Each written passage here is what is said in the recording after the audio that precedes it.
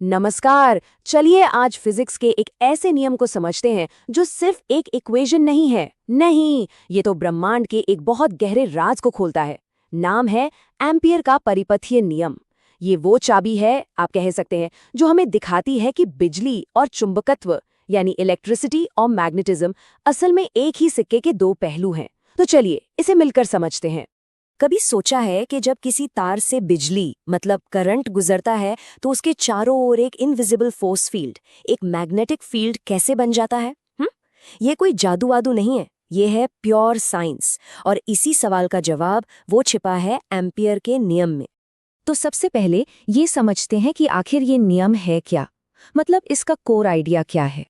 ठीक है, तो इसकी जो टेक्स्ट बुक डेफिनेशन है वो थोड़ी सी टेक्निकल लग सकती है। इसमें लाइन इंटीग्रल जैसे शब्द आते हैं जो सुनने में थोड़े डरावने लग सकते हैं, लेकिन घबराने की बिल्कुल ज़रूरत नहीं है। इसका मतलब बहुत सिंपल है। ज़रा सोचिए, अगर हम किसी तार के चारों तरफ एक इमेजिनरी सर्कल, एक घेरा बना लें और उस घेरे के हर छोटे छोटे पॉइंट पर मैग्नेटिक फील्ड की ताकत को जोड़ते चले जाएं, तो उसका जो टोटल आएगा ना, वो हमेशा एक ही चीज़ पर डिपेंड करेगा। तो इस पूरे नियम का जो निचोड़ है वो बस इतना सा है कि किसी भी क्लोज्ड लूप के चारों तरफ जो टोटल मैग्नेटिक फील्ड होता है उसकी ताकत डायरेक्टली इस बात से जुड़ी है कि उस लूप के अंदर से कितना करंट गुजर रहा है। कनेक्शन एकदम सीधा है, करंट ज़्यादा तो मैग्नेटिक फील्ड भी ज़्यादा पावरफुल। सिंपल। तो अब जब ये कॉन्सेप्ट क्लियर हो गया है तो चलिए देखते हैं कि साइंस इसे मैथ्स की खूबसूरत लैंग्वेज में कैसे एक्सप्रेस करता है। ये रहा वो फेमस इक्वेशन जो इस पूरे लॉ को अपने अंदर समेटे हुए है। एक पल के लिए इसे देखिए। हाँ, मुझे पता है ये थोड़ा कॉम्प्लेक्स लग सकता है, पर यकीन मानिए इसका हर सिंबल, हर निशान एक कहानी कहता है। चलिए एक एक करके इसके हर पार्ट को डिकोड करते हैं। चलिए इस फॉर्मूला को ब्रेक डाउन करते हैं। सबसे पहले है बी। ये तो है मैग्नेटिक फील्ड, मतलब वो फोर्स फील्ड जिसे हम मेजर कर रहे हैं। फिर आता है डीएल। ये उस इमेजिनरी लूप का एक बहुत ही छोटा सा टुकड़ा है। इसके बाद है म्यू ज़ीरो। ये यूनिवर्स का एक फंडामेंटल कांस्टेंट है, एक तरह का मैजिक नंबर जो कभी नहीं बदलता। और सबसे ज़रूरी आई एनक्लोज्ड। ये है वो टोटल करंट जो हमारे बनाए हुए लूप के अंदर से गुजर रहा है। सच कहूँ तो यही इस इक्वेशन का दिल है। ओके, तो थ्योरी तो समझ आ गई, पर इस नियम की असली पावर तो इसके एप्लीकेशन में है। देखते हैं कि ये प्रैक्टिकल लाइफ में असल में काम कहाँ आता है। एम्पियर्स लॉ खास तौर पर दो सिनेरियोज में बहुत बहुत यूजफुल साबित होता है।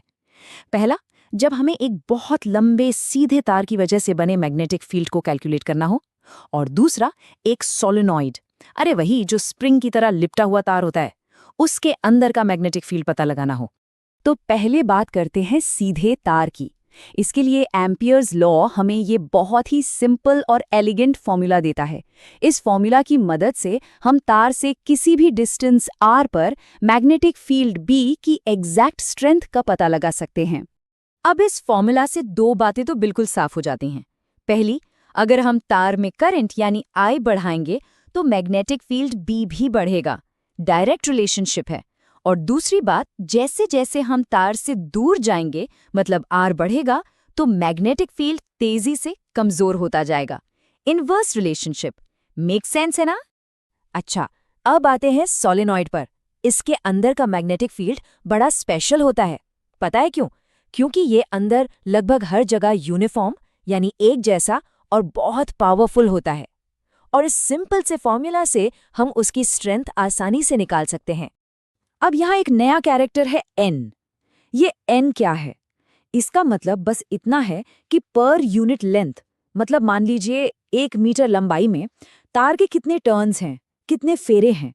जितने ज्यादा टर्न्स पास पास होंगे, N की वैल्यू उतनी ही ज्यादा होगी और मैग्नेटिक फील्ड भी उतना ही स्ट्रांग बनेगा। ठीक है, तो मैग्नेटिक फील्ड की स्ट्रेंथ निकालना तो आ गया, पर उसकी डायरेक्शन क्या होगी? वो किस तरफ पॉइंट करेगा? इसके लिए फिजिक्स हमें एक बहुत ही हैंडी ट्रिक देती है। इसे कहते हैं राइट हैंड रूल। इमेजिन कीजिए कि आपने तार को अपने दाहिने हाथ में पकड़ा हुआ है और आपका अंगूठा, थंब, करंट की डायरेक्शन में है। तो जिस डायरेक्शन में आपकी उंगलियां घूमेंगी ना, बस वही मैग्नेटिक फील्ड की डायरेक्शन होगी। है ना एकदम यूजफुल शॉर्टकट? और अब एक बोनस टिप, खास तौर पर उन सबके लिए जो एग्जाम्स की तैयारी कर रहे हैं। इस टॉपिक पर एक परफेक्ट आंसर कैसे लिखा जाए कि फुल मार्क्स मिलें। एक परफेक्ट 5 मार्क आंसर के लिए बस ये 4 स्टेप्स फॉलो करने हैं। स्टेप 1, लॉ को स्टेट कीजिए, मतलब उसकी फॉर्मल डेफिनेशन लिखिए। स्टेप 2, उसका मैथमेटिकल फॉर्मूला लिखिए। स्टेप 3, एक साफ सुथरा डायग्राम जरूर बनाइए जो कॉन्सेप्ट को दिखाए। और फाइनली स्टेप 4, इसका एक एप्लीकेशन समझाइए, जैसे स्ट्रेट वायर या सोलेनॉइड वाला। दैट्स इट, बस इतना करना है।